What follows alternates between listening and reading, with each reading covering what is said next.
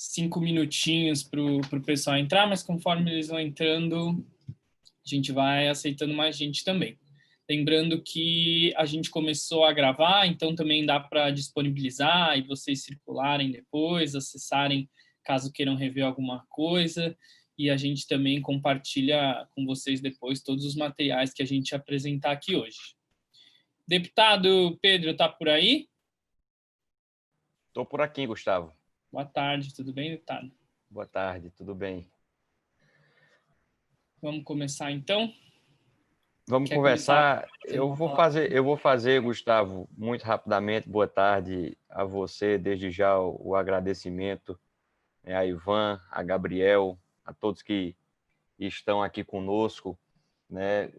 O Instituto Teotônio Vilela agradece esse gesto do Todos pela Educação. Eu, na condição de parlamentar e militante da educação, da bancada da educação, posso dizer com precisão e fazendo aqui o testemunho da relevância do Todos pela Educação no debate público sobre a nossa educação, né? Agora com esse manifesto, com esse documento, Educação Já Municípios, né? Um trabalho relevantíssimo. O universo político todo está mergulhado intensamente na corrida eleitoral. Eu, inclusive, vou fazer aqui essa participação e vou precisar acompanhar o conteúdo num outro momento, já que está sendo gravado, porque daqui eu sigo para o Cariri, para Boqueirão, para Alcantil, fazer 2 agendas com o nosso pessoal de lá, mas dizer que é fundamental na construção de país que a gente entende, almeja e sabe que deve contribuir para tal, é fundamental aprimorar a maneira como nós tratamos a educação, né? A gente tem desafios profundos pela frente, né? A formação do professor, né? A falta de vaga na creche ainda é um grave problema, eu que afunilo na educação infantil, a implementação da Base Nacional Comum Curricular, os impactos da pandemia, né, que agravam a desigualdade, a expansão da educação em tempo integral, né, a grade, né, de carga horária dos professores no nosso país, que é algo que precisa ser revisto, reavaliado. Enfim, são vários pilares que o Educação Já, inclusive, coloca, né, sete eixos de atuação e tal. Então, é fundamental a conversa que se estabelece aqui. Eu acredito que falará primeiro Gustavo, depois Ivan e, na sequência, Gabriel. Depois eu já deixo aqui o apelo, o pedido do Instituto Teotônio Vilela para que, passadas as eleições, com talvez os nossos prefeitos eleitos do PSDB, a gente possa ter um outro instante, né, que eu acredito que será muito proveitoso para iniciar o ano de 2021, janeiro de 2021, já com essa orientação, com essa visão do Todos pela Educação nas mais variadas gestões, né, no nosso país. Então, um agradecimento muito sincero, para sintetizar, né? Uma animação, um entusiasmo muito grande de ser uma peça, né? Um instrumento na construção de uma educação pública de qualidade, que é o único caminho para combater desigualdade, né? Um reconhecimento ao trabalho que o Todos pela Educação faz. Eu sou um privilegiado de ter, né, sempre, né, esse acompanhamento muito de perto do Todos pela Educação, e desde já um pedido para que a gente tenha mais encontros como esse, né? O ITV se sente privilegiado também de poder ouvi-los, contar com vocês, para a gente conseguir ter essa formação de qualidade na educação pública. Então, eu vou passar a palavra de volta para você, Gustavo. Você toca, né? Faz a apresentação e a mediação, e a gente vai estar sintonizado nesse processo. Muito obrigado, né, por esse instante. O ITV agradece de coração. Ótimo, deputado. Muito obrigado. Assim, a honra é completamente nossa, né? Já iniciamos essa parceria contigo no Congresso, mas agora está expandindo junto com o Instituto Teotônio Vilela. Acho que, como você mesmo falou, para nós é uma honra enorme estar aqui nesse momento. E também, né, que essa seja o começo dessa parceria aí longínqua que teremos. Certamente podemos pensar em outras ações, em outros encontros aí passado o turbilhão eleitoral, né? Mas muito obrigado pela sua participação e pela sua fala. Eu vou passar a palavra, na verdade, para o Gabriel, nosso líder de políticas educacionais, fazer essa abertura, apresentar um pouco Todos pela Educação para quem não conhece, e aí depois a gente entra propriamente na agenda de hoje. Bom, boa tarde, pessoal. Boa tarde, todo mundo. Boa tarde, deputado. Como o Gustavo falou, uma honra para a gente estar aqui com vocês hoje. Agradecer aí essa parceria com o Instituto e falar que, para a gente, do Todos pela Educação, é muito, muito valioso essa abertura que vocês dão, deputado, para a gente seguir conversando, né? Ser uma primeira apresentação, um primeiro debate, mas tem muita coisa que a gente gostaria de contribuir e também aprender com vocês do Instituto. Então, boa tarde para todo mundo. E obrigado, deputado, por abrir essas portas e por ser não só um militante da educação, mas um conhecedor mesmo. A gente acompanha sua trajetória, o pessoal do time de Relações Governamentais, que o Gustavo faz parte, segue mais perto aí de vocês em Brasília, mas a gente sabe o quanto você busca saber e busca trabalhar para uma educação baseada em evidências, né? A gente fugir do discurso e partir para a prática com o que funciona. Então, é um prazer estar aqui com vocês hoje. O Gustavo falou, meu nome é Gabriel, eu gerencio hoje a área de políticas educacionais do Todos pela Educação, que é a área responsável por fazer os estudos, fazer as análises, fazer as recomendações de políticas públicas do Todos pela Educação. E vou só fazer essa abertura falando para... O deputado já conhece, mas talvez nem todo mundo conheça o Todos pela Educação, então, em pouquíssimos minutos, o que é o Todos, né?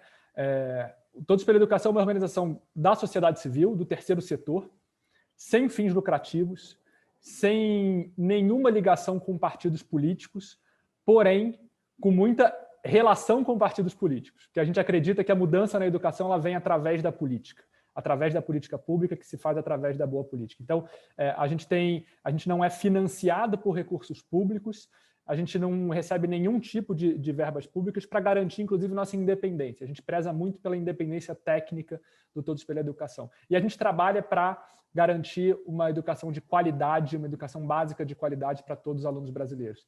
Então, o Todos subsidia, faz análise, faz propostas, faz recomendações, articula com atores políticos para impactar as políticas educacionais do nosso país, a nível municipal, a nível estadual, a nível federal, seja para o Poder Executivo, seja para o Poder Legislativo. Então, a gente está super à disposição de vocês, acho que, como eu falei, é uma primeira ponte de contato aqui que a gente estabelece com o Instituto, mas seria muito bom manter essa relação e, especialmente depois das eleições, conversarmos ainda mais sobre educação. O intuito do nosso evento aqui hoje é falarmos um pouquinho do documento Educação Já Municípios.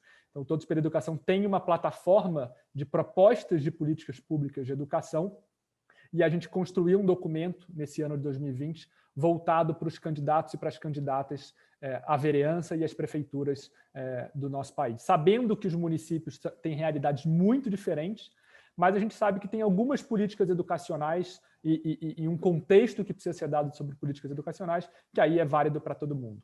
Então, convido desde já vocês a irem no site do Todos pela Educação, buscarem o documento de políticas educacionais chamado Educação Já Municípios, que a gente construiu, e ao longo dessa apresentação, eu, Gustavo e Ivan, vamos falar desse documento e de algumas outras iniciativas que o Todos tem feito para apoiar, para ajudar, para subsidiar o trabalho dos atores políticos que trabalham pela educação no nosso país. Então é isso, Gustavo, com você, e falamos em breve. Para ficar mais fácil e concreto, explicar o que é essa iniciativa de Educação Já Municípios, tanto o deputado Pedro quanto o Gabriel trouxe, eu vou passar um videozinho bem curto, de 1 minutinho, para todo mundo ficar aqui na mesma página.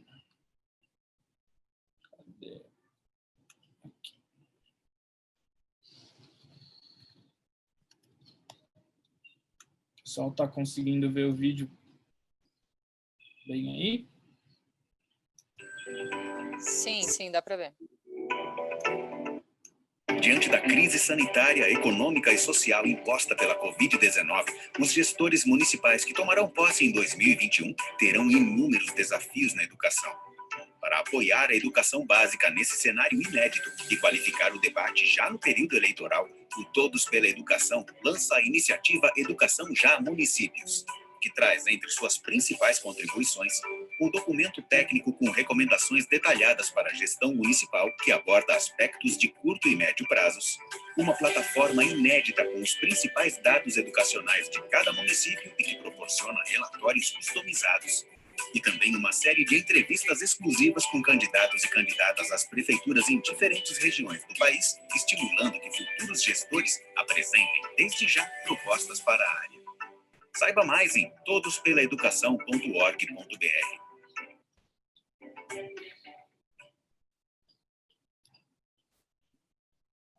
Bom, gente, então, como o videozinho mostrou, a gente tem 3 grandes projetos dentro dessa iniciativa e a gente vai falar sobre 2 deles aqui hoje com vocês mais a fundo. O primeiro é esse documento técnico e o segundo, uma plataforma que auxiliam qualquer pessoa que quiser monitorar a educação básica no nível municipal, consultar os indicadores de qualquer município do Brasil. Então, aqui está um pouquinho Gustavo, desculpa te interromper, mas só fazer sobre o terceiro, o terceiro pilar dessa iniciativa, né, que é o debate com candidatos de capitais. A gente só fazer uma propaganda. A gente está estreando hoje o debate com candidatos, então Todos pela Educação está promovendo debate com os candidatos a prefeituras de 5 capitais do Brasil e começamos hoje com São Paulo, com o prefeito Bruno Covas, do PSDB, às 16 horas, nos nossos canais em redes sociais, no YouTube do Todos pela Educação.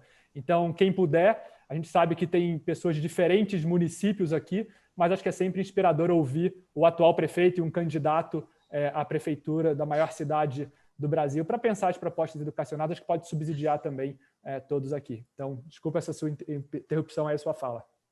Imagina, foi ótima lembrança aí. Mas sobre a agenda de hoje, a gente vai apresentar aí, entre eu, Ivan e Gabriel, em torno de uns 30, 35 minutinhos, então peço a atenção de vocês aqui. Sei que, né, um pouco numa sexta-feira aqui, pelo menos em São Paulo, de bastante calor, 35 minutos dedicados virtualmente não são tão fáceis, mas a gente vai tentar fazer uma coisa bem dinâmica aqui, e depois a gente abre para debates, para dúvidas, para a gente poder conversar um pouco sobre educação básica, qualquer questão que vocês tenham. Então, vamos lá. Só fazendo uma breve introdução. Aí. Bom, essas eleições, não preciso nem falar para quem já chegou até aqui, vão ser muito desafiadoras, né, por conta do contexto todo que a pandemia acabou trazendo, mas especificamente na área da educação, vai ser uma eleição num cenário de aprofundamento das desigualdades e dos desafios educacionais, né? Então, portanto, aí os eleitos, eles terão essa missão ainda mais complexa do que as últimas gestões iniciaram, de retomar as atividades presenciais, que é uma tarefa aí bem complexa e que, né, não tem uma previsão semelhante na história da educação. Mas não só isso, ao longo dos 4 anos vão precisar seguir com o desafio que já existia antes da pandemia, de fortalecer e de continuar avançando o sistema educacional no seu município. A gente sabe que é bastante complexo, mas para isso a gente construiu toda essa iniciativa que ela visa apoiar os candidatos e, uma vez eleitos depois, organizarem as suas propostas para a área da educação e também qualificar o debate, porque para nós é muito importante, mas não só para candidatos, a gente também vai usar essa iniciativa para a sociedade civil acompanhar a educação básica no seu município, para qualquer pessoa interessada em acompanhar a gestão da educação. Esse documento ele serve como uma estrutura aí para a gente entender o que todo mundo deveria estar olhando e como deveria estar olhando para a educação básica. Então, a gente tentou, através de uma linguagem clara e simples, para quem não é especialista em educação, passar um pouco do nosso conhecimento acumulado e através desse documento construído com mais de 14 especialistas da área, com ampla experiência na gestão da educação, passar aí para vocês, para quem tiver mais interesse, essa estrutura e qualificar esse debate, tá? Então, fundamental dizer que é um documento construído com os dados e as evidências mais recentes disponíveis e olhando e se inspirando nas políticas educacionais exitosas, tanto no Brasil quanto no mundo. Então, a gente acha que é um documento bem rico aí que pode auxiliar bastante. Próximo slide.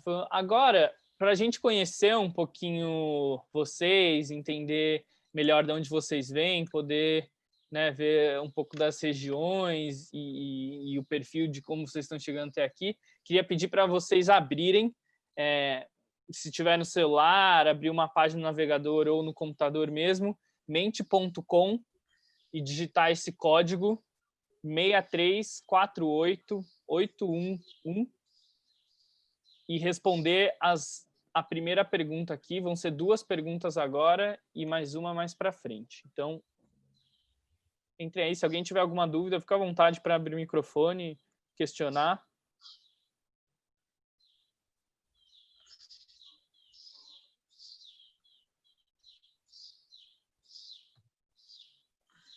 Desculpa, você pode repetir? Fabiana, é só entrar numa aba do navegador na internet, na página mente.com, menti.com, e digitar esse código 6348811. Ele está aparecendo aí na tela. Agora eu consegui abrir aqui a tela. Deixa eu ver. Show.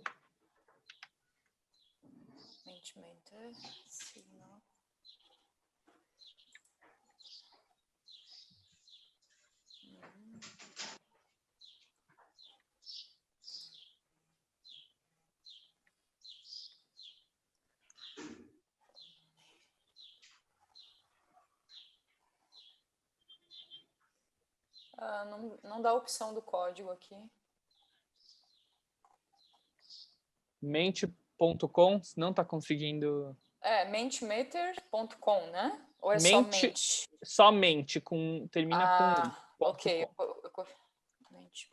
Já temos a primeira resposta. No.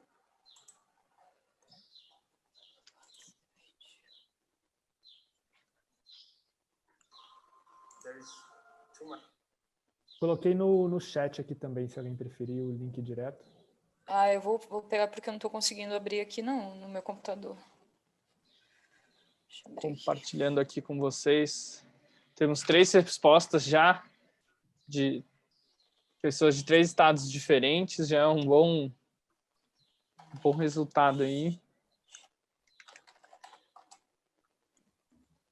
Agora sim.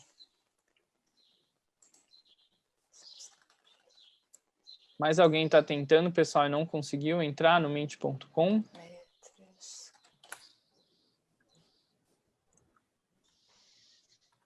Consegui aqui.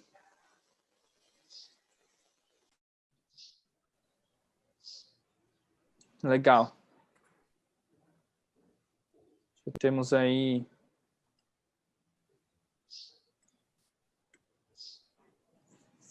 representação de todas as regiões.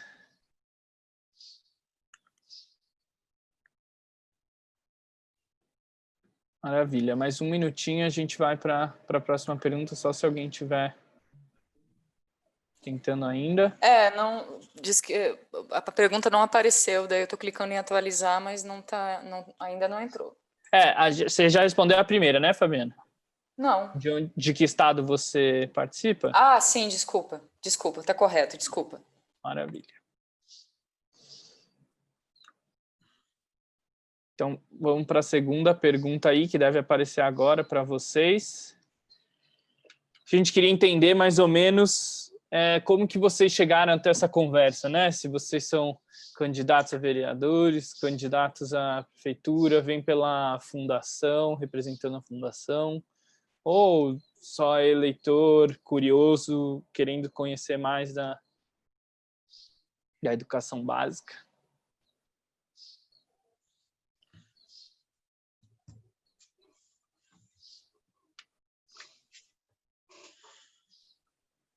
Bom, acho que é ótimo a gente perceber que a gente teve opção em todas as alternativas, né? Então, temos candidato a prefeito, a prefeita, candidatos à Câmara Municipal, pessoas que fazem parte das equipes ou membros da fundação do partido que vão levar depois adiante. Ótimo, a gente entende que o documento, essa iniciativa vai apoiar todo mundo que está aqui, então, nessa construção e se aprofundar um pouco mais na educação básica. Deixem a tela do Mente aberta, porque mais para frente a gente tem mais uma questão, mas bem legal aí ver o resultado, né, de diversos perfis de todas as regiões do Brasil aqui nessa conversa com um pouco mais de 25 participantes.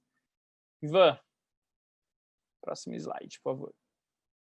Bom, pessoal, então vamos falar aqui um pouquinho, começando bem do básico. Eu vou fazer uma passagem bem rápida, mas sobre as atribuições, especialmente do município na educação.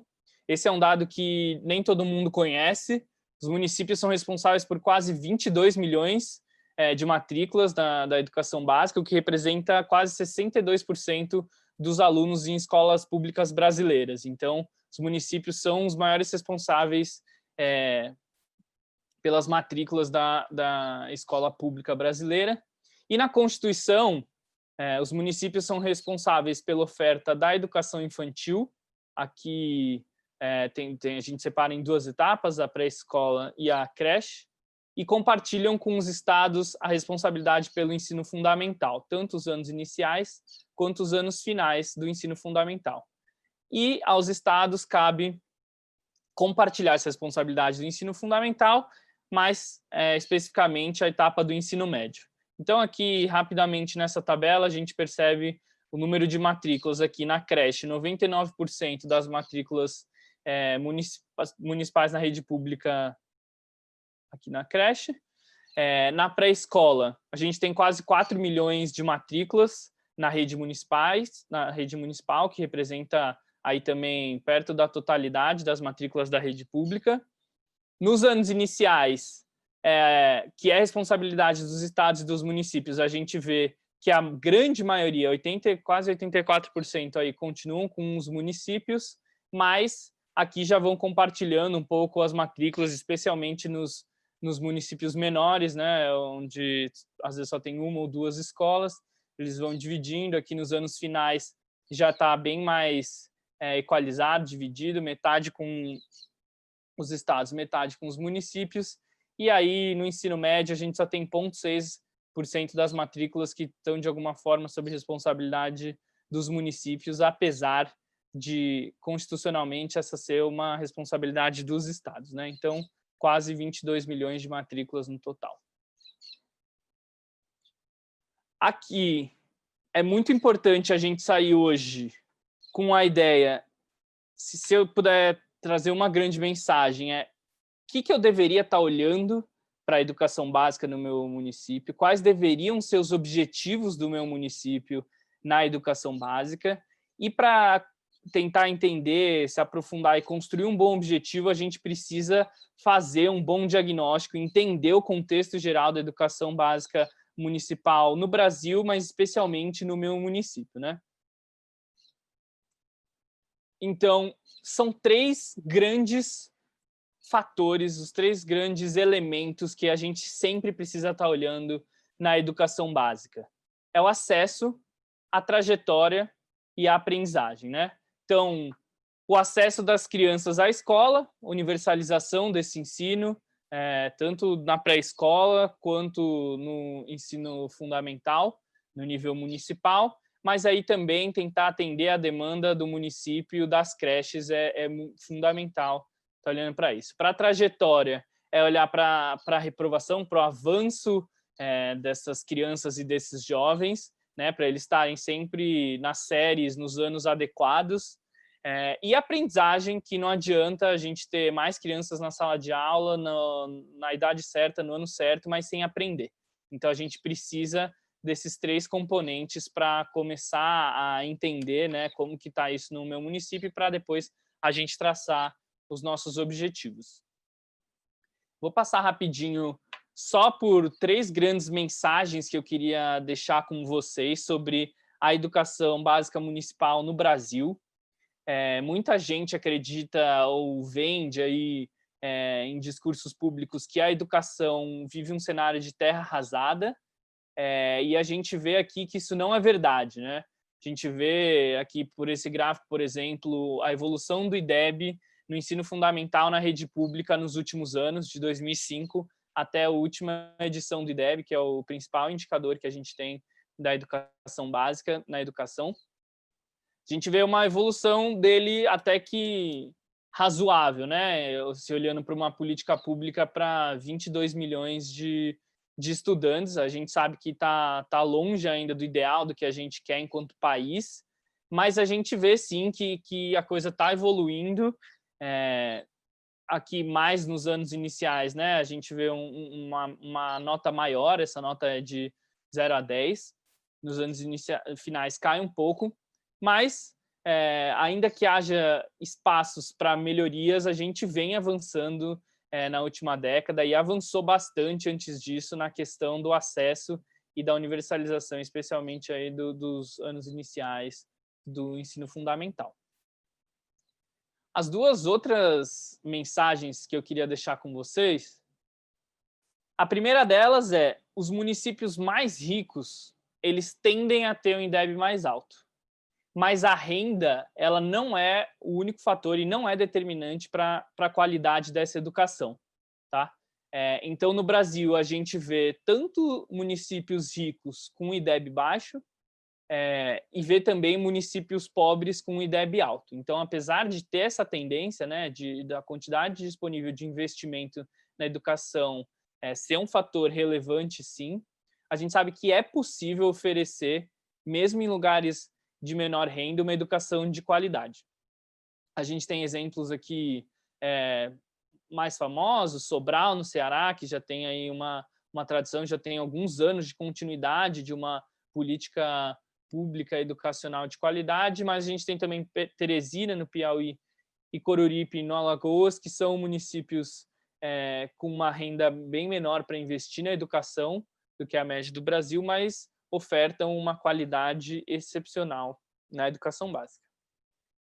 E a última mensagem que eu queria deixar de diagnóstico com vocês nesse sentido é que, ainda que os municípios, se a gente olhar ali, uma boa parte tá estagnado ou tem melhorado não tanto no ritmo que a gente gostaria, é possível fazer avanços significativos em 4 anos de um mandato político.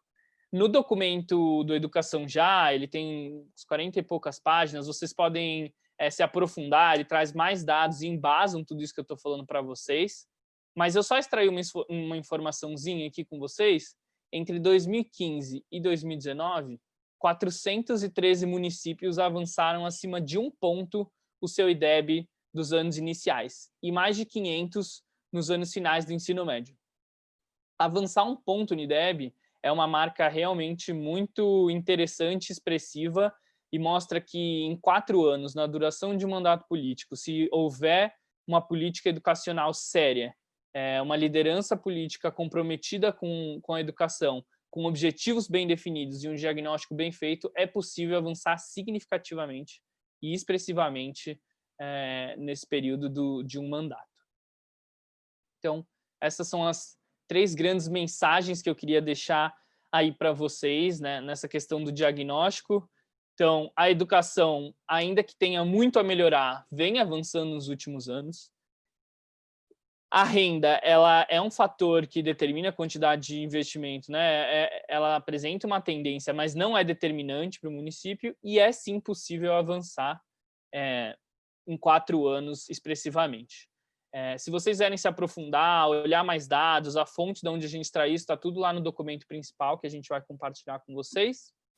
Mas agora eu queria passar um pouco com vocês nesse painel, que é a segunda iniciativa que a gente tem segundo projeto que a gente tem dentro da iniciativa Educação Já Municípios, que é o painel também, painel Educação Já Municípios, que é um painel com indicadores educacionais para todos os municípios. Então, para ajudar vocês a entender o diagnóstico e como que está a educação especificamente no seu município, eu vou dar uma passadinha aqui com vocês no painel. Vocês estão conseguindo ver direitinho? Alguém? Bom, eu imagino que sim, então vou passando. Então, aqui, acessa esse site, essa plataforma, painel edujamunicípios.todospeelaeducação.org.br, e aqui você facilmente digita o nome do seu município, pode escolher qualquer um dos 5.500 municípios do Brasil. Eu, em homenagem ao deputado, vou trazer Campina Grande, por exemplo. Gustavo, enquanto você digita aí, só para avisar todo mundo, eu botei no chat o link, se alguém quiser acompanhar sobre o seu município ou município que está atuando, também fica à vontade. Maravilha, valeu, Gabriel. Então, Campina Grande aqui, a gente vai apresentar 4 grandes componentes aí da rede de Campina Grande. Primeiro, uma dimensão da rede, então, número de alunos. E lembrando, tudo que eu falar aqui está olhando sempre para a rede municipal, tá? Então, só o que é competência do município. Quase 32 mil estudantes divididos nessas etapas aqui de creche para escola, ensino fundamental anos iniciais e ensino fundamental anos finais. Tem quase 150 escolas, com 1.500 professores e quase 150 diretores aí. Então, olhando esse primeiro dado, dá para a gente ter uma ideia do tamanho, né, da minha rede, do meu município, do desafio e das complexidades, né? A segunda dimensão que a gente traz para auxiliar esse diagnóstico é a questão dos recursos humanos. Então, aqui a gente traz um dado de formação de professores no município. Esse dado aqui, ele é um dado de formação adequada, então ele está mostrando quantos % dos profissionais que atuam, dos professores, possuem formação compatível com a disciplina que eles lecionam. Então, 63% aqui das turmas dos anos finais do ensino fundamental possuem professores com formação compatível com a disciplina que lecionam em Campina Grande. Aqui a gente quebra para a língua portuguesa e aqui a gente quebra para a matemática.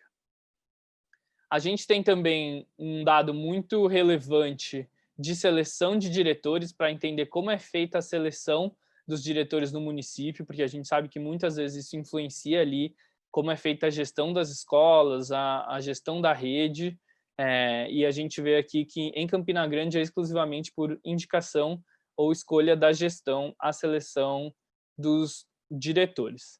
Aqui a gente trouxe dois indicadores que falam sobre recursos humanos da rede, mas também sem necessariamente entrar na grande discussão aí, né, que normalmente todo mundo entra, que é o salário, aumento de professor. Aqui a gente trouxe outras 2 dimensões além dessas para mostrar questões que são fundamentais à gestão da educação avançar no município.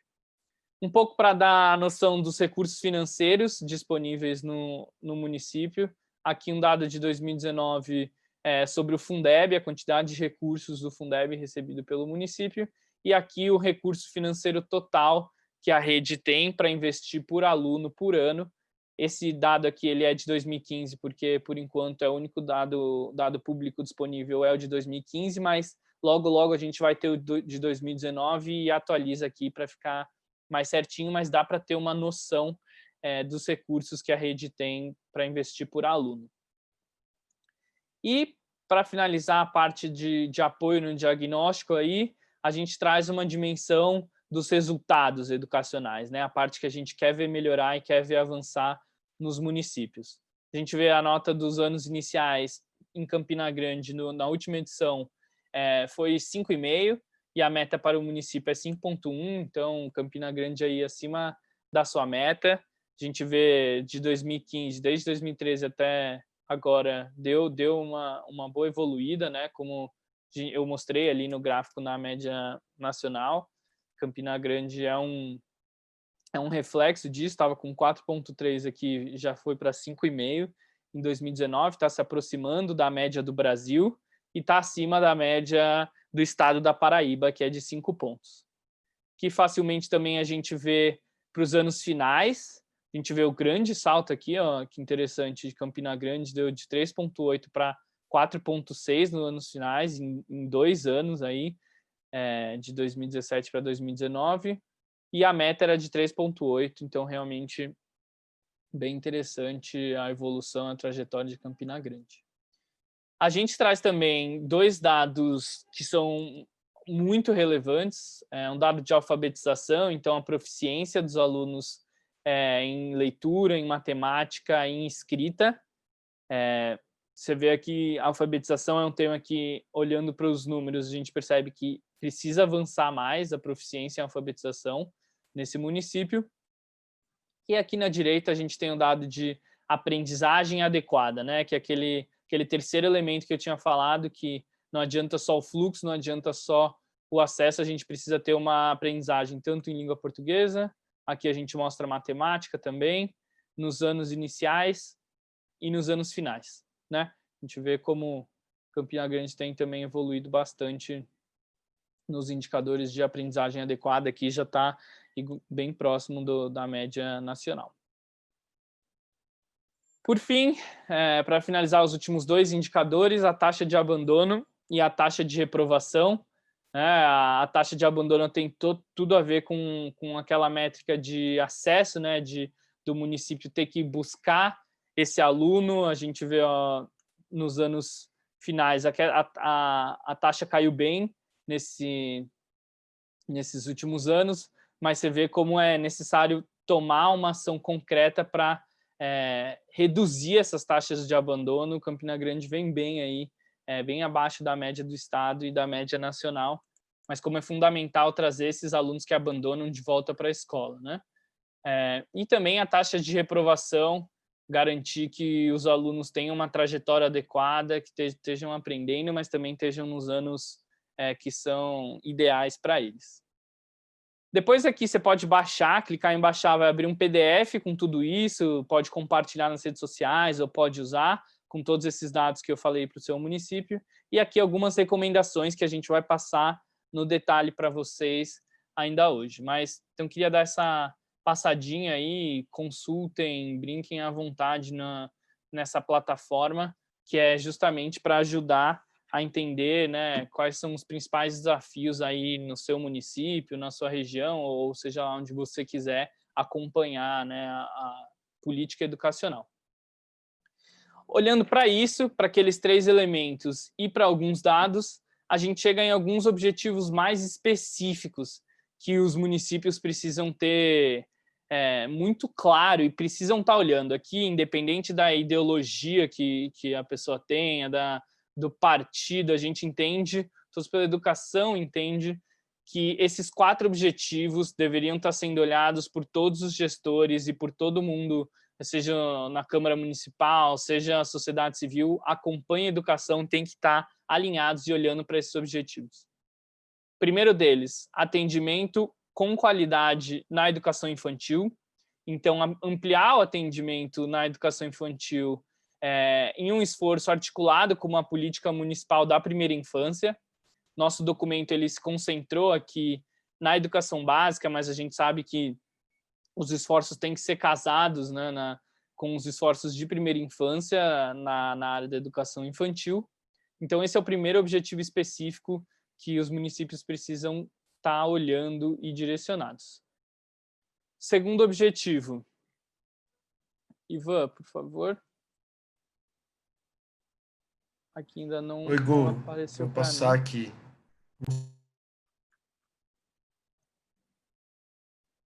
Ixi. Bom, o segundo objetivo, depois o Ivan compartilha, mas a gente precisa estar olhando para as taxas de alfabetização, por uma alfabetização adequada e no início da trajetória escolar dos nossos alunos, ou seja, eles precisam estar alfabetizados e ter aqueles indicadores que eu mostrei no painel de proficiência bem altos no início dos anos fundamentais, então garantir a alfabetização deles. Terceiro objetivo específico, a evolução dos indicadores do IDEB, né, de aprendizagem e de fluxo. Então, elevar o IDEB da rede municipal a partir da melhoria da aprendizagem e da redução dos índices de reprovação e abandono. E, por fim, os municípios precisam combater as desigualdades educacionais que existem no município, tanto entre escolas, né, entre regiões, que a gente sabe, as regiões mais pobres do município, mas também as desigualdades entre alunos da mesma escola, né? Então, com esses 4 objetivos específicos e todo mundo olhando para eles, como vocês podem perceber, são objetivos universais, eu digo assim, independente da sua posição, direita, esquerda, centro, a gente precisa avançar com esses 4 objetivos e cobrar, né? Se eu estiver numa posição de cobrar a gestão, estiver numa posição de monitoramento, então olhar e ver o que meu município está fazendo para avançar essas 4 dimensões. Vou passar agora para o Gabriel falar um pouco de recomendações de como que a gente pode, que políticas educacionais podem auxiliar a gente a atingir esses objetivos. Bom, vamos lá. Então, acho que sumiu aí da tela, Ivan. Todas essas recomendações de políticas educacionais que a gente vai falar agora, acho que, em primeiro lugar, elas partem desses objetivos, dessa visão de que a gente tem muita clareza do qual que é o papel de um município, quais são os resultados educacionais que a gente tem que buscar no nosso município. Então, o atendimento com qualidade na educação infantil, a alfabetização, a qualidade, a aprendizagem, né, no ensino fundamental e a redução das imensas desigualdades que a gente ainda tem entre as escolas da mesma rede de ensino, né, entre as escolas do mesmo município e entre alunos da mesma escola, é muito importante. Então, essas recomendações que a gente parte agora, para a última parte da nossa apresentação, são muito baseadas nesses objetivos e, é claro, num contexto completamente inédito, com desafios que a gente nunca viu antes na educação também, né? Então, essas recomendações têm isso como base, né, como pano de fundo. Antes da gente entrar em recomendações, a gente traz aqui 5 premissas que acho que norteiam as ações. O que é uma gestão pública em educação de qualidade, né? Então, antes da gente falar o que tem que ser feito com o professor, com o diretor escolar, com a infraestrutura das escolas, antes disso, a gente fala de gestão da educação. Quais são premissas muito básicas que precisam ser vistas na gestão da educação? A primeira delas é o que a gente chama de visão sistêmica, com coerência e foco na sala de aula. Nossa, mas o que é isso, Gabriel? Essas palavras meio difíceis. Isso significa o seguinte: em educação, não tem bala de prata. Não é assim, é uma coisa que vai resolver a educação do meu município, ou 2, 3 coisas que vão resolver. Não adianta isso. São diversos elementos, o Ivan daqui a pouco traz os principais deles, mas que precisam ser muito bem estruturados. É um sistema como um todo, em que várias partes precisam estar funcionando para que esse sistema funcione com qualidade. Se é um sistema de várias partes, a gente só olha para uma delas, a gente pode melhorar essa parte, mas se o restante não for atacado, se os desafios das outras partes não forem superados, a gente vai continuar com uma qualidade baixa. Então, visão sistêmica com foco em sala de aula. Todo o sistema educacional precisa estar voltado para o que acontece dentro da sala de aula entre o aluno e o professor. Um segundo passo, o Gustavo já falou bem, vou passar rápido aqui, uma gestão informada por dados e evidências. A gente já tem muitos dados na educação, a gente já tem muitas evidências do que funciona e do que não funciona. Tem muito aprendizado, inclusive inspirações no Brasil, então não precisamos inventar roda. Acho que entender o que funciona e o que dá certo é muito importante. O Todos pela Educação vem trabalhando muito para que essas informações sejam espalhadas e disseminadas pelo Brasil. Um terceiro elemento de premissa, engajamento dos atores implementadores, ou seja, política pública de gabinete, seja de um secretário, de uma secretária de educação no executivo, seja de um vereador ou vereadora, se não tiver engajamento de quem vai implementar essa política pública, os professores e professoras, as diretoras escolares, coordenadores pedagógicos e assim por diante, não vai para frente. Então, esse engajamento dos atores implementadores na formulação e na implementação da política pública é condição necessária para o sucesso da política educacional. O quarto ponto, não adianta o município achar que vai fazer tudo sozinho.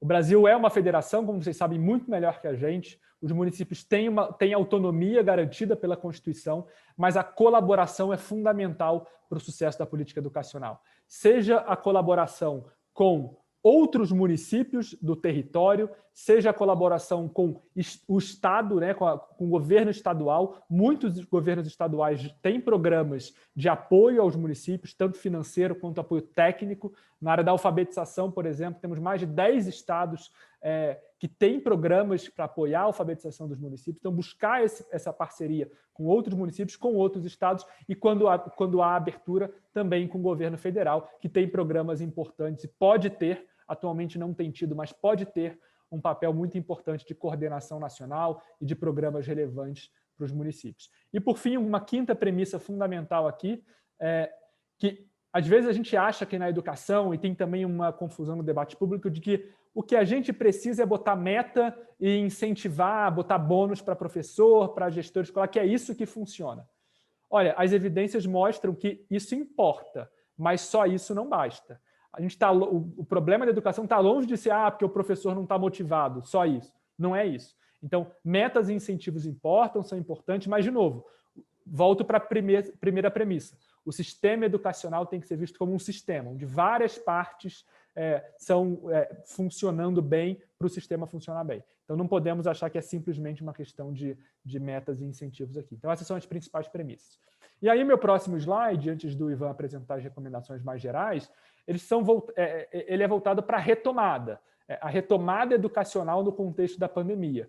A gente teve essa hecatombe, esse fechamento de escolas inesperado e por muito tempo, que foi necessário para o controle da pandemia, mas agora os municípios estão ou precisam estar urgentemente discutindo a retomada das atividades presenciais. Aqui vou passar rapidamente por esses 5 pontos que a gente destaca no documento Educação Já Municípios, a gente detalha um pouco mais esses 5 pontos, mas eles são muito importantes estarem na cabeça de qualquer gestor público, qualquer ator político dos municípios brasileiros. Vai ser muito importante reorganizar os espaços escolares.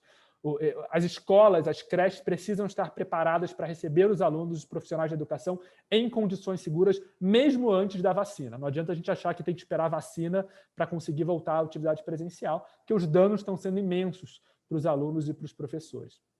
Segundo ponto, adequação dos calendários escolares. O ano letivo de 2020 não vai terminar em 2020. O que a gente vai continuar trabalhando em 2021 que era para ser trabalhado em 2020? Como a gente vai trabalhar em 2021 que seria esperado para trabalhar em 2021? Então, tem muitas ações aqui sobre calendários escolares que precisam ser definidos com urgência a nível municipal.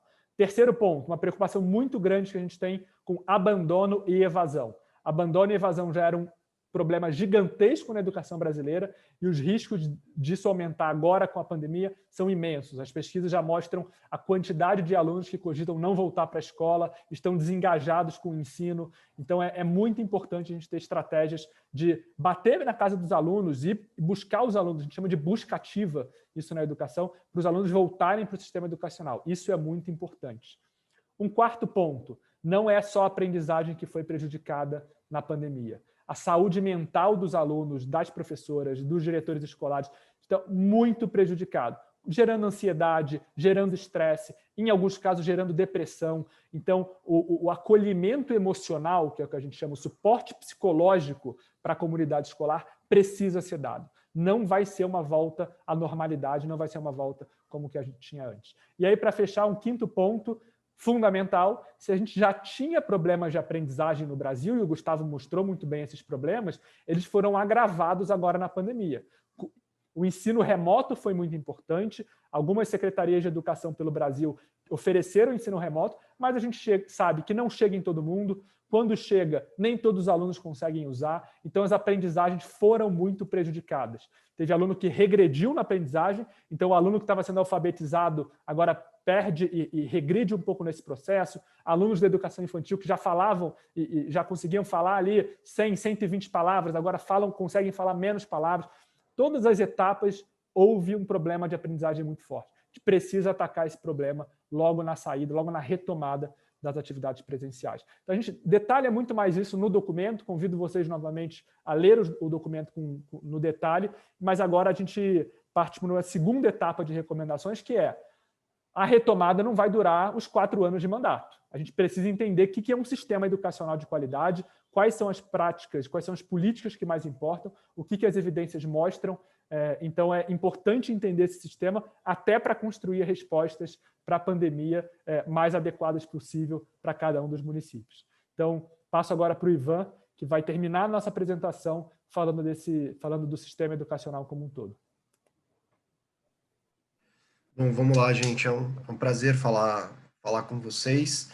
Então, agora a gente vai para essa parte sobre as recomendações para estruturar, de fato, um sistema educacional de qualidade.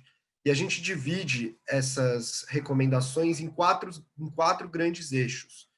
Primeiro, os eixos centrais, que são ali alunos e professores, que é o que realmente importa em educação, né? O que acontece dentro de sala de aula, o que gera aprendizagem e desenvolvimento dos alunos.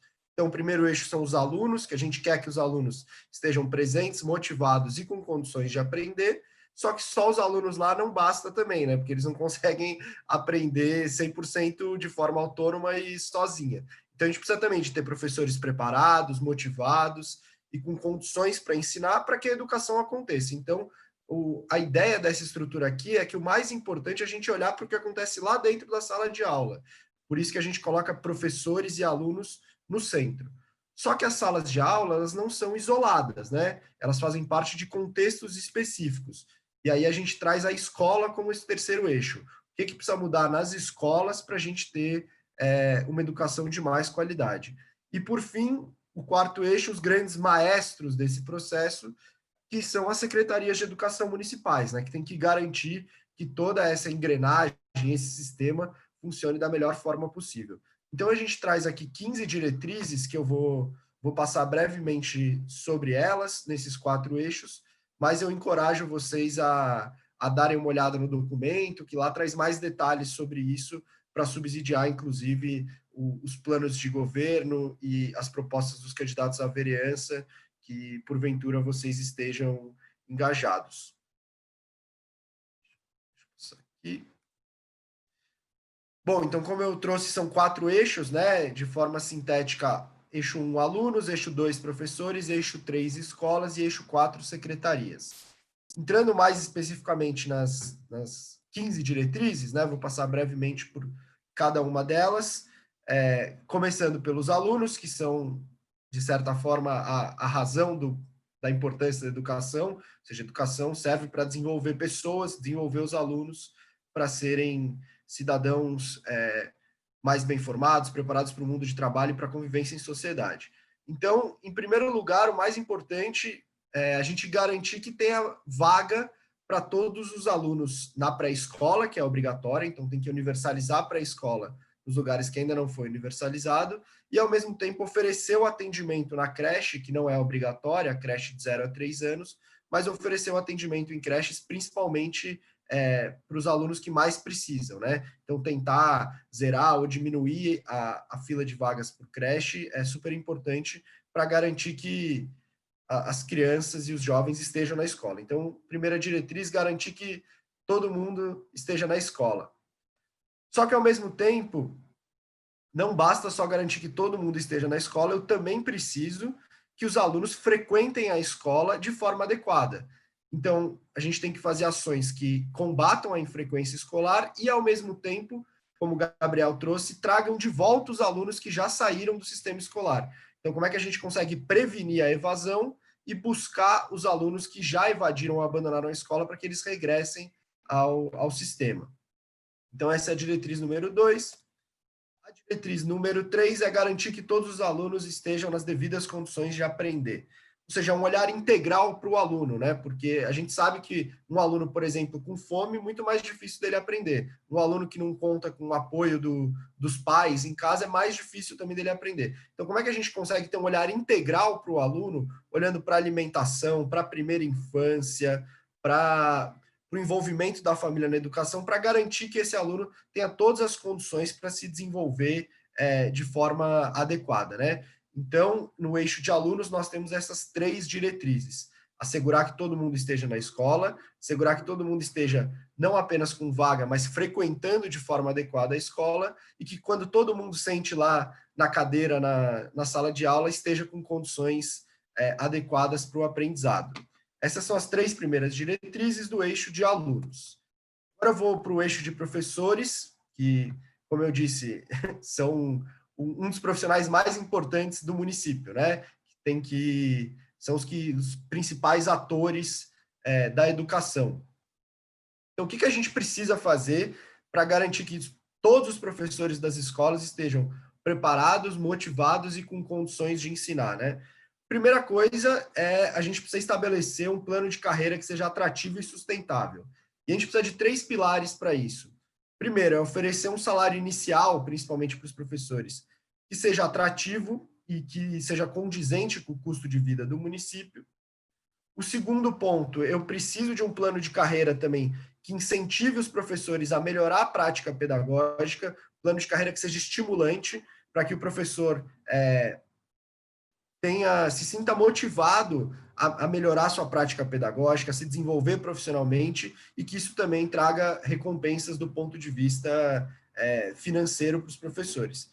E um terceiro pilar é que esse plano de carreira também tem que ser sustentável do ponto de vista fiscal, né? Não adianta eu oferecer um salário inicial altíssimo para os professores se eu não tiver condições fiscais de arcar com isso. Então, esse primeiro pilar de plano de carreira. Também é muito importante, da mesma forma que a gente garantir a presença dos alunos em sala de aula, também é importante de garantir a presença dos professores em sala de aula, né? A gente sabe que a gente tem dois principais problemas. Às vezes, falta professor alocado na escola, ou seja, tem menos professor do que o necessário, e às vezes os professores também faltam por N motivos, né? Então, quais são as duas coisas que a gente precisa fazer? O primeiro é garantir que a rede de ensino tenha um número adequado de professores, né? Então, fazer todos os cálculos de força de trabalho para ver se não estou precisando fazer um concurso ou contratar professores temporários, a depender da necessidade. E aí, a partir do momento que a gente tem um número adequado de professores para a demanda da rede, é importante também garantir que esses professores tenham o menor número de faltas possíveis, que eles sejam alocados da forma adequada, ou seja, como que eu consigo alocar, por exemplo, um professor de matemática para dar aula de matemática, um professor de português para dar aula de português, para não precisar ficar fazendo aquele puxadinho que muitas vezes a gente vê, professor de matemática dando aula de ciências, professor de português dando aula de inglês. Então, são essas duas grandes diretrizes. Ter um número adequado de professores e garantir que eles sejam bem alocados e frequentem a escola também cotidianamente, para não gerar o tipo de problema que acarreta quando um professor falta, né? Diretriz número 3 do eixo de professores como que a gente consegue assegurar uma rotina de trabalho que favoreça a atuação do professor, né? Então, não dá para o professor trabalhar em 3 escolas, ficar zanzando pela cidade de um lugar para o outro para ir trabalhar, porque ele não tem tempo para planejar de forma adequada as suas aulas assim, para conseguir corrigir as avaliações, ou seja, se preparar para entrar em sala de aula da melhor forma possível. Então, é importante que a gente consiga alocar os professores principalmente em uma escola, dar todo o apoio que os professores precisam do ponto de vista emocional e psicológico para encarar os desafios de sala de aula, ou seja, garantir cuidar dos nossos professores para que eles tenham uma rotina de trabalho que favoreça uma boa atuação dentro de sala de aula, né? A diretriz número 4 os professores também precisam se desenvolver profissionalmente, como todo profissional, e eles precisam de apoio para isso, né? Então, como que eu crio um programa? Quando o professor entra, muitas vezes, na rede, ele entra sozinho, sem apoio, sem um coordenador ou um professor que o acompanhe de forma mais próxima. Então, é importante a gente ter programas nas redes municipais para apoiar esses professores, os novatos, né? Para que eles consigam ser inseridos da melhor forma ali nas escolas. E, ao mesmo tempo, no decorrer da carreira, os professores também precisam de muita formação continuada, muito desenvolvimento profissional, para que eles consigam cada vez serem profissionais mais preparados para lidar com todos os desafios que a gente conhece que existem dentro de uma escola, né? E, por fim, a gente tem a diretriz número 5, que é oferecer o suporte pedagógico de alta qualidade. Isso aqui é mais ou menos o arroz com feijão que esses municípios que conseguem ter bons resultados, como o Gustavo trouxe, Teresina, Sobral, Coruripe, fazem. Ou seja, o professor ele não entra em sala de aula desguarnecido, sozinho, né? O professor ele tem uma série de elementos que apoiam o trabalho dele.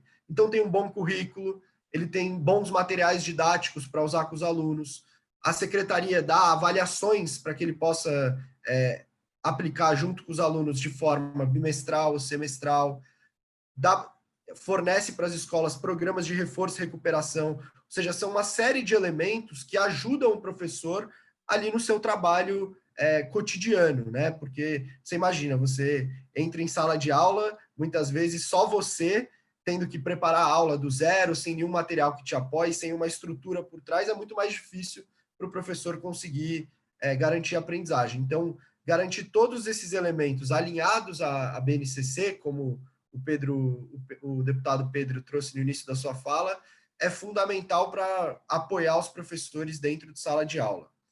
Bom, então aqui a gente trouxe 8 diretrizes, primeiro para alunos e professores. Agora eu vou passar brevemente aqui para as diretrizes sobre escolas, né, que é nosso terceiro eixo. O primeiro é como é que a gente consegue valorizar e profissionalizar os gestores escolares, né, os diretores de escola, os coordenadores pedagógicos, ou seja, preciso selecionar muito bem esses profissionais a partir de critérios técnicos, porque a gente sabe que a realidade hoje é muitas vezes um professor vira diretor, só que a natureza do trabalho do professor e do diretor é super diferente, né? Então, o diretor precisa ser apoiado, ser preparado, ter cursos para que ele consiga exercer essa função da melhor forma possível, porque ser diretor é uma atividade super complexa e desafiadora, né?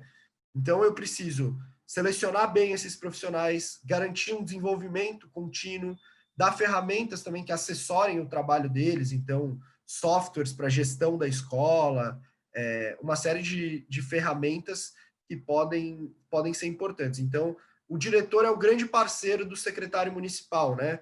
Então, cuidar muito bem da atuação do diretor nas escolas é fundamental. E no documento a gente traz uma série de políticas que são necessárias para esses profissionais. Ao mesmo tempo, a gente traz essa diretriz número 2 para a escola, que é o básico, né? Infelizmente, em alguns lugares no Brasil, a gente ainda está muito longe dessa realidade, mas é oferecer uma infraestrutura apropriada nas escolas, né? Que a escola tenha... A gente aqui não está falando que a escola precisa ser também um lugar que tenha super high-tech, cheio de lousas digitais, não é isso que a gente está propondo, dado o contexto dos municípios brasileiros, que é super diverso. Mas ter o básico, ter um banheiro adequado, ter uma sala de aula com ventilação, ter uma biblioteca que permita que os alunos pratiquem a leitura, ou seja, aqui é fazer também um pouco o arroz com feijão e garantir que as escolas, além de ter uma infraestrutura adequada e para as atividades de ensino-aprendizagem, sejam lugares que sejam agradáveis, que os alunos tenham vontade de frequentar, né? Então, isso é super importante também. E o terceiro eixo que a terceira diretriz que a gente traz aqui é como que a gente consegue melhorar também a proposta pedagógica das escolas, né? Ou seja, aumentar a jornada escolar, trazer inovações para dentro das escolas que tornem as escolas mais atrativas, mais conectadas com esses alunos que a gente tem hoje, que são alunos que estão muitas vezes imersos nesse universo tecnológico, como que a gente consegue tornar a escola mais conectada com os nossos alunos, e para isso é importante rever, junto com os coordenadores e com os diretores das escolas, as propostas pedagógicas, né? Vou agora para o quarto eixo, gente, já partindo para a conclusão, que é a secretaria, né? Como é que a secretaria precisa estar estruturada para apoiar tanto os alunos, quanto os professores, quanto as escolas. O primeiro eixo aqui que a gente traz é que é muito difícil a gente conseguir avançar se a gente não tiver um time preparado para lidar com todos esses desafios, né? Então, eu preciso selecionar bem os funcionários da secretaria, atrair os melhores quadros disponíveis no município para a educação, que é uma das áreas fundamentais para o desenvolvimento. Então, montar um time forte na Secretaria de Educação, uma condição praticamente necessária para ter avanços concretos nos resultados educacionais, né? Ao mesmo tempo, a gente traz uma segunda diretriz, que é a secretaria ela precisa estar estruturada para apoiar as escolas, né? Então, ter equipes que frequentem as escolas, que conversem com os diretores, que tentam ajudar os diretores a resolver os problemas cotidianos. Isso é super importante, ter uma parceria muito forte entre a escola e a secretaria, né? No Brasil, muitas vezes, essa parceria não está tão fortalecida, e isso é fundamental para avançar em educação. Trazendo agora as últimas duas diretrizes, a gente traz uma diretriz número 3 aqui, que é a diretriz 14 das 15, né? Sobre o processo de gestão, ou seja, a gestão de uma Secretaria de Educação é super complexa, né? Tem um monte de processo, tem matrícula, tem merenda, tem transporte, tem alocação de professor, é um monte de coisa que precisa estar sendo executado de uma forma bem azeitada para funcionar, né? Então, como é que a gente aloca os recursos da melhor maneira possível para a Secretaria ser o mais eficiente, ainda mais nesse cenário que a gente está vivendo agora de restrição fiscal, né? Ou seja, os novos eleitos vão ter que fazer mais com menos. Então, para isso, vai precisar ser super eficiente. E a última diretriz, que é um pouco o que o Gabriel também já trouxe sobre regime de colaboração, é que é difícil fazer tudo sozinho também, né? Então, o secretário, o prefeito, importante que ele busque colaboração com outros entes, tanto com municípios ali da região, com o governo estadual, com o governo federal, para que a educação seja construída a muitas mãos e de uma forma conjunta também, dado que muitas vezes os municípios têm mais dificuldade, tanto do ponto de vista técnico quanto financeiro, de conseguir colocar de pé esse sistema educacional de alta qualidade, né? Então, por isso é importante contar com a ajuda desses outros entes. Gente, essas recomendações aqui eu passei de forma bem breve, tá? Até para a gente conseguir ter um tempinho no final para perguntas e debates, mas eu encorajo que todo mundo dê uma olhada no documento para saber de forma um pouco mais aprofundada o que cada uma delas significa, como que eu consigo implementar isso no meu município. Então, aqui a gente trouxe muito o desafio técnico, né? Ou seja, todas as políticas educacionais que eu preciso colocar de pé para estruturar esse sistema educacional de alta qualidade. Mas tem uma condição que vai ser muito difícil ter avanço se eu não tiver uma liderança política que seja comprometida com a educação. Então, que coloque a educação no seu devido lugar, né, como uma pauta prioritária do seu mandato. E aí tem uma série de ações que um prefeito pode fazer, um vereador pode fazer, para inserir a educação como pauta norteadora do mandato. Mas uma das ações que são fundamentais, que a gente sempre traz, é colocar um secretário de educação que seja comprometido com os avanços, bem preparado tecnicamente, porque é muito difícil a gente ter avanços concretos em educação se a gente não tiver um time muito bom na secretaria, olhando para aqueles 4 objetivos e estruturando esse sistema educacional de alta qualidade. Então, por isso que a liderança política é fundamental para a gente ter avanços concretos em educação. Então, gente, eu já vou me encaminhando aqui para a conclusão. E só reforçar rapidamente algumas mensagens importantes que a gente trouxe. Os novos eleitos, agora que vão entrar a partir de 2021, vão se deparar com desafios sem precedentes na história recente, né? Então, quando a gente olha na educação, todos os desafios que tinham antes da pandemia continuam, tem novos desafios agora e os que já existiam foram aprofundados. Então, vai ser um cenário super complexo que essas novas gestões vão enfrentar. E para vencer isso, a gente precisa tanto de estruturar esse sistema educacional que a gente chama de alta qualidade, com essas diretrizes, só que isso só vai ser possível com amplo engajamento da liderança política, seja o secretário de educação, seja o prefeito, seja os vereadores, todo mundo precisa estar engajado por uma educação de qualidade. Mas, mesmo com todo esse cenário, é possível avançar no período de um mandato, né? A gente trouxe o Gustavo trouxe aqueles dados, quantidade de municípios que avançou mais de 1 ponto em 4 anos. Então, dá para avançar, isso é uma mensagem muito importante, e, ao mesmo tempo, dá para avançar mesmo em municípios mais vulneráveis, ou seja, a pobreza dos alunos não pode ser uma desculpa para não ter avanço, como a pandemia também não pode ser uma justificativa para não ter avanço no período de 4 anos, né? Então, dá para avançar, a gente tem exemplos no Brasil de lugares que conseguiram avançar, basta fazer uma gestão que seja pautada pelos dados, baseada no que deu certo em outros lugares, com políticas bem construídas, aderentes ao contexto local, para a gente conseguir garantir uma educação de qualidade para todo mundo. Então, como mensagem final, a gente traz esse movimento que precisa ser feito, né? Colocar a educação agora na pauta do debate eleitoral, ser um elemento prioritário para os gestores públicos, porque trabalhar pela educação das crianças e dos jovens no município é um dos principais legados que um prefeito ou um vereador pode deixar para a sua cidade, né? Então, eu vou terminar assim, agradecer a escuta de vocês, o espaço, que acabou se estendendo um pouquinho, e agora a gente passa para uma sessão rapidamente, para a gente respeitar o tempo também de finalizar 3h30, ouvir perguntas de vocês, dúvidas, comentários sobre o documento, e a gente está sempre disponível no Todos pela Educação para seguir conversando, seguir apoiando todas as demandas que vocês tiverem. Então, acho que é isso, Gu. Passo para você aí essa parte final. Acho que você já falou tudo, na verdade. Gente, agora deixar o microfone livre, abrir para o Caio também, se quiser falar alguma coisa pelo Instituto.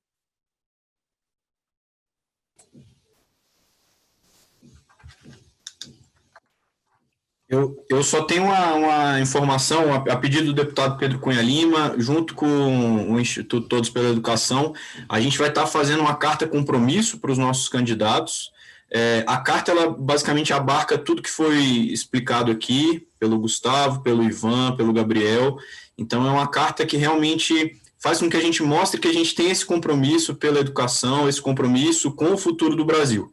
Então, a gente vai estar repassando essa carta para vocês, da mesma maneira que a gente encaminhou o link, a gente vai estar passando isso, e aí a gente vai encaminhar, e para quem também não pôde acompanhar por agora, que está acompanhando só a transmissão, a gente vai disponibilizar a carta também. Quanto mais gente a gente tiver unido por essa causa, melhor. É basicamente isso, Gustavo. E, de novo, em nome do deputado, em nome do Instituto, gostaria de agradecer muito essa apresentação muito produtiva, e agora eu acho que fica para as perguntas aí, para quem tiver algum comentário, alguma pergunta.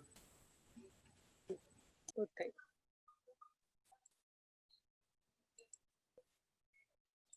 Eu tenho. Por favor, Aspásia.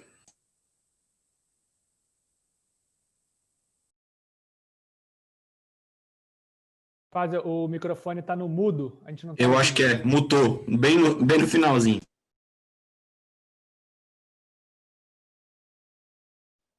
Ainda está no mudo. Deixa eu desmutar.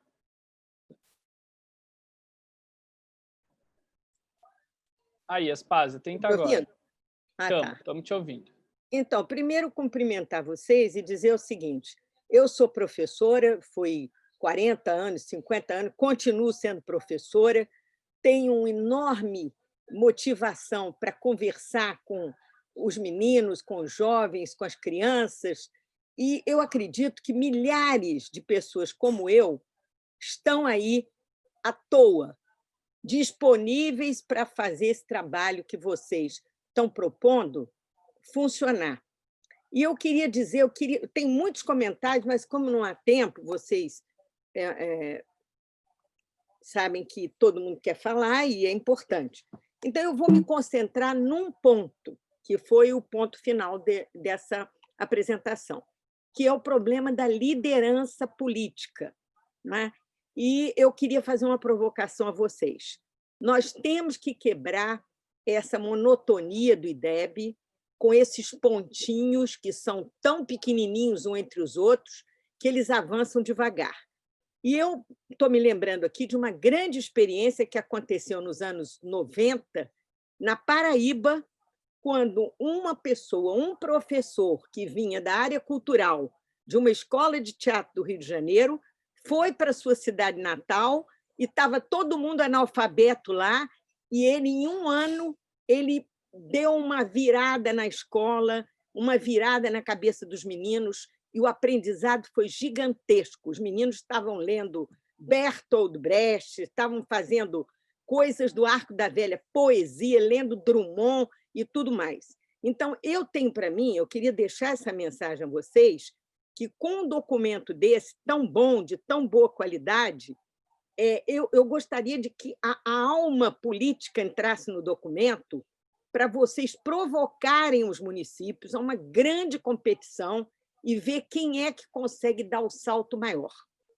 Aí vocês falaram dos professores, e eu vi que houve uma falha no documento, que é a seguinte: não basta que ele comece com um bom salário, coisa que no Rio de Janeiro é altíssimo. Nós estamos começando com R$6.000 de salário para professor tempo integral. O que falta é um plano de carreira em que o professor possa ascender a carreira ao longo da sua vida. E isso não existe. Isso aí é impressionante como o sistema educacional brasileiro ignora essa realidade, que o professor tem que melhorar. A segunda falha, e eu não vou ver outra falha a não ser essas duas, é que vocês subestimaram a importância da tecnologia.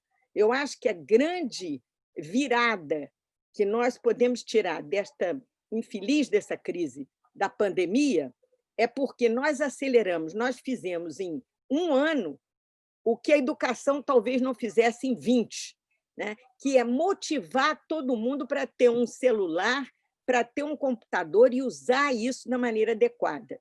E a maneira adequada para mim, eu vou citar a vocês um exemplo que eu queria que vocês não esquecessem dele. A Fundação Roberto Marinho, há coisa de 15, 20 anos atrás, contratou um professor do CNPq chamado Marcos Formiga, paraibano, para fazer um curso, um telecurso de 2º grau. A qualidade daquele telecurso que foi feito era tamanha que aquilo se propagou pelo Brasil inteiro, e isso é um alívio para o professor, porque ele tinha ali uma base muito avançada, tecnológica, de recursos pedagógicos, para poder inspirar a aula dele, porque muitas vezes ele não tem essa informação. E aí, eu acredito que a comunicação com os municípios vizinhos, que a própria motivação que o professor vai ter para atividades extraclasse, para reuniões com os alunos fora da sala de aula, vai ser uma quebra nesse paradigma. Porque o meu medo, meninos, eu vou dizer com sinceridade, é que quando a gente acabar esse modestíssimo dever de casa, que vocês mostraram, não está tão ruim assim, a coisa está avançando e tudo, mas quando nós terminarmos isso, o mundo já vai estar em outro patamar do 5G, e nós não vamos chegar lá nunca. Então, por favor, adotem uma postura disruptiva. Nós vamos fazer em 1 ano o que nós não levaríamos 5 ou 6 para fazer. Esses pontinhos aí que vocês falaram. Vamos dar um pulo, um salto para o futuro. E eu acho que vocês são as pessoas mais oportunas para fazer essa revolução. São jovens, tão bem aparelhados, com os números e a realidade sendo investigados a passo. Eu acho que essa ideia de ter numa linha fácil de acessar, eu não consegui acessar o meu, mas acessar cada rede escolar com esta moldura que vocês fizeram é espetacular. Então, eu queria cumprimentá-los e, enfim, me perdoem a velha professora aqui, que não resistiu a essa motivação de dar alguns palpites aí para vocês. Obrigada. Obrigado, Aspásia, pelas suas contribuições. Vamos deixar, acho que mais algumas pessoas falarem, depois a gente responde em bloco, acho, para facilitar. Então, a Gabriela Cruz levantou a mão. Eu não sei se tem mais alguém inscrita, mas, Gabriela, então, se quiser falar. Olá, estão me ouvindo? Estamos sim. Sim, muito prazer. Eu estou muito feliz, quero parabenizar vocês. Estou com um pouquinho de falta já, porque eu estava subindo a escada, uma escadinha aqui, mas é o seguinte, eu sou assistente social e sou especialista em educação. Hoje acadêmica de direito, né? Então, eu também sou da área da educação. O que eu acho? Acho que é muito importante esse olhar, essa escola inclusiva, essa escola que possa olhar a realidade do aluno, porque antigamente era o aluno que tinha que se adaptar à escola. E hoje é a escola que tem que se adaptar ao aluno, né? Então, valorizar os educadores é importante, mas olhar a realidade de cada aluno ela é muito importante, principalmente nesse momento de pandemia. Porque eu falo em nome das periferias brasileiras, das nossas crianças que muitas delas nesse momento não têm nem o que comer, o que se alimentar. E aí eu vi aquela proposta do prefeito Bruno Covas de levar para a criança, para cada família, aquele cartão alimentação que equivale e corresponde à merenda escolar. Então, isso foi muito importante, né, para todas as crianças que vivem nas favelas e nas periferias. Mas é muito importante também falar que muitas crianças evadiram, muitas crianças estão fora da escola hoje porque não têm acesso à tecnologia, né? E tem até um menino que o Luciano Huck propagou aí a história de um menino que o pai foi lá no meio da lavoura, achou um sinal da internet, fez uma barraquinha para ele poder assistir às aulas remotas. Mas tem muitas crianças que deixaram de fazer as suas atividades escolares por falta de acesso a uma internet de qualidade.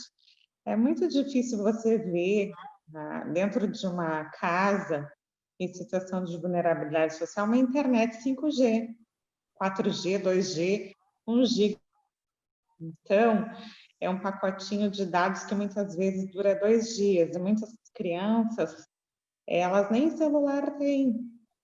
E às vezes os telefones pré-pagos têm ali uma internet que não tem condições de assistir uma aula de 1, 2 horas. Então, acho que é muito importante realmente traçar estratégias para que as escolas também possam ter esse suporte tecnológico aos alunos, porque muitos alunos foram até as escolas procurarem as atividades para fazerem em casa, e muitos professores também não tiveram essa condição, devido à pandemia, de preparar um plano pedagógico que pudesse facilitar essa imersão do aluno em casa, porque os alunos de periferia, as crianças em situação de vulnerabilidade social, elas dependem muito dos pais, muitas vezes, para fazer essas atividades. Às vezes o pai não tem o conhecimento, a paciência, e até, às vezes, muitos são semi-analfabetos e sabem muito menos que o próprio aluno. Olhar para a realidade, essas estratégias de fazer essa escola inclusiva, ela é fundamental, principalmente para crianças e jovens em situação de risco e de vulnerabilidade, as nossas crianças negras, os nossos jovens negros, que também, além disso, sofrem com uma educação que ainda precisa avançar. Essa educação antirracista, ela precisa também ser discutida dentro das escolas, porque nós temos uma lei 10.639 que não é cumprida pelas escolas, que obriga a história e a cultura da África, a história afro-brasileira e indígena. Então, nós queremos, sim, que possamos ter um plano de ensino que olhe as especificidades de cada aluno. Eu tenho uma visão muito freiriana da educação. Eu acho que a gente precisa olhar a realidade desse aluno. Eu acho que os alunos precisam também de um suporte das famílias, e essa escola ela tem que ser transversal. Não adianta só as escolas cumprirem as condicionalidades do Bolsa Família de uma forma mecânica, não olhar o além da frequência, porque muitas escolas só mandam os relatórios para assistência social para ver se o aluno evadiu ou não evadiu, se ele está frequente na escola ou se ele não está. Mas o que está por trás dessa evasão escolar? As escolas não procuram trabalhar em rede, trabalhar de uma forma subjetiva, interdisciplinar com as demais áreas. Então, é fundamental também que as escolas possam estar dialogando com a rede de proteção. é fundamental que as escolas exerçam um papel de diálogo com a rede de proteção, ou seja, conselho tutelar, conselhos de direito, nos conselhos escolares. Muitas vezes os pais nem participam dos conselhos escolares, né? Então, ali é fundamental que a família esteja presente também no processo de avaliação, de ensino e aprendizagem do aluno. Então, era essa a contribuição que eu quero dar e parabenizar o ITB mais uma vez por essa brilhante exposição e estratégias de superação das dificuldades encontradas na educação brasileira. Um grande abraço.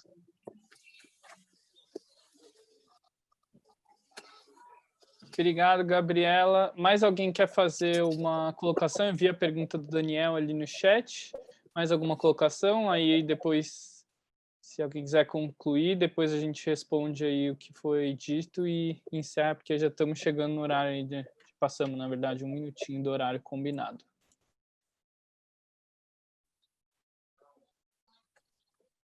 Bom, se alguém quiser se manifestar aí, manda no chat enquanto a gente vai encerrando, mas começando pela professora Aspásia, acho que a gente está de acordo com todos os seus pontos, assim, né? Realmente a gente precisa aprofundar e utilizar a tecnologia para ser disruptivo, para conseguir, né, alcançar esses muitos anos aí que o Brasil como um todo está para trás em termos de desenvolvimento. Mas vamos ver se a gente consegue aproveitar de alguma forma, né? Se é que dá para usar essa palavra aproveitar, mas esse salto aí que a pandemia de alguma forma acelerou, né? No ensino híbrido ou na utilização da tecnologia para o ensino, mesmo com todas as dificuldades que a Gabriela trouxe de acesso e de, né, nos alunos mais pobres e que mais precisam, as redes precisam se adequar, planejar e dar condições desses alunos no ensino híbrido. Mas, Aspásia, sobre o seu ponto de salário inicial, todos concordam muito, até no próprio documento do Educação Já Municípios, a questão da estrutura da carreira, né, que permita um incentivo ao longo da carreira, e não só em termos financeiros, mas não só isso, como o Ivan mesmo trouxe, a questão da formação, a questão do ambiente adequado. A gente acha que tem muitas dimensões dos professores, assim. Mas, de uma forma geral, acho que eu concordo com absolutamente tudo que você trouxe e também que a Gabriela trouxe. Nesse sentido, acho que esse primeiro documento do Educação Já Municípios, ele tem seu grau de profundidade, né? Esse possível, que era possível organizar para incentivar as lideranças políticas, para aumentar a qualificação do debate, mas nossa ideia, no segundo momento, é aprofundar em cada um desses pilares separadamente e trazer propostas mais contextualizadas, mais profundas e que ajudem mesmo a resolver esses pontos, né? Acho que isso responde também um pouco da questão do Daniel Oliveira. Então, qual a visão de vocês para fazer a readaptação de alunos especiais nas escolas públicas? Assim como alunos especiais, esse documento não traz questões referentes à primeira infância, como eu falei mais cedo, por exemplo, que a gente sabe que é fundamental uma articulação com a área da saúde, assistência social. Mas, primeiro, para isso, a gente trabalha bastante com parcerias, assim como o documento Educação Já Municípios foi construído tentando consensuar com mais de 14 especialistas na área o que era preciso avançar hoje, né? O que é preciso que todos os gestores e pessoas que acompanham a política municipal estejam olhando, alinhadas e com foco. A gente vai aprofundar e trabalha com parceiros, né? Então, na educação especial, a gente acompanha o tema através do Instituto Rodrigo Mendes, por exemplo, que atua amplamente na questão da educação especial, mas também monitora, né? A gente vem, por exemplo, monitorando essa nova política aí de educação especial que o governo soltou nos últimos tempos, que a gente discorda bastante da decisão tomada, né? Que a gente acha que segrega bastante, é um retrocesso na área da educação especial. Então, apesar do documento da educação já municípios não trazer nada específico da educação especial, a gente vai sim ir aprofundando e vai se posicionando, né, conforme a gente vai amadurecendo nossas posições. Mas, Gabriela, acho que só também para encerrar e para terminar de responder, a gente concorda muito aqui mesmo com o que você falou do cartão alimentação, por exemplo, foi uma coisa que o Todos pela Educação até apoiou a deputada Luísa Canziani a colocar na MP 934, que permitiu os municípios e estados a avançar com isso. Enfim, a gente é bem entusiasta desse tipo de proposta e de valorizar a individualidade das crianças, como você trouxe na sua fala, né? Então, aqui a gente tentou apresentar uma grande estrutura para fazer com que, né, todos tenham pelo menos essa iniciação na área da educação básica, da gestão da educação principalmente. Tem algumas recomendações, entenda o que precisa ser avançado, mas primeiro isso precisa ser levado para a sua realidade e, em segundo momento, olhar individualmente, né, tanto para cada um dos profissionais, dos professores, dos gestores, quanto para cada um dos alunos, né? Acho que da nossa parte é isso, a gente fica totalmente à disposição aí para conversar futuramente, caso vocês tenham algumas dúvidas. A gente deixou aí todos os documentos e tudo no chat, eu vou recolocar aqui caso vocês precisem. Caio colocou aqui, Aspásia, o link, mas qualquer coisa, mandem uma mensagem para o Caio, ele tem meu número, fiquem à vontade aí para entrar em contato comigo, com o Ivan, com o Gabriel. Tá bom? Queria agradecer muito a participação de cada um de vocês, né? Nesse momento, no meio de uma campanha aí, deve estar uma loucura, mas a gente realmente acha muito importante o tempo para debater e priorizar a educação básica, né? Gustavo, só fazer um complementozinho, que é esse documento que ele está disponível nesses links, ele saiu como uma versão para debate. Então, a gente está no momento também de colher contribuições, por isso, super importante esses pontos que vocês trouxeram, tanto a Aspásia quanto a Gabriela, que são para a gente repensar também alguns pontos que talvez precisam ser mais sublinhados ou trazer com mais clareza. Então, realmente agradeço de coração esses feedbacks. E aí, só complementar a Aspásia, Todos pela Educação agora, em dezembro, vai lançar um documento chamado Educação Já Tecnologia, que aí a gente também pode te enviar, Aspásia, que traz um pouco como que a tecnologia pode impulsionar a educação, né? O que significa isso? Porque muitas vezes a gente fala tecnologia, mas qual tecnologia, de que forma que tem que ser usada, em que momentos? Então, super concordo com a sua provocação e vamos trabalhar em cima disso de forma conjunta. E obrigado também, Gabriela, pelas suas palavras. Acho que trazem umas mensagens super importantes que a gente nunca pode perder o olhar, porque educação é principalmente uma das principais maneiras de combater a desigualdade do Brasil, que é um dos nossos principais problemas, né? Então, agradecer de coração, gente, pelas contribuições e por esse momento, e a gente está à disposição de vocês para o que vocês precisarem. Ivan, muito obrigado, Gustavo, Gabriel. A equipe do ITV vai fazer esse compilado com esses links e a gente vai repassar também a carta compromisso. A gente vai encaminhar da mesma forma que a gente encaminhou o convite. E eu acho que é isso. Muito obrigado em nome do deputado, presidente do Instituto, agradecer esse momento que a gente teve e a gente vai, assim que a gente puder, a gente vai colocar essa gravação nas nossas redes, vamos fazer alguns cortes e tentar divulgar isso para o máximo de gente, né? Já que a gente, nesse momento, ao vivo, não conseguiu reunir tantas pessoas por conta da campanha, mas a gente vai conseguir alcançar muito mais gente nessas gravações, nessas próximas cortes que a gente vai fazer.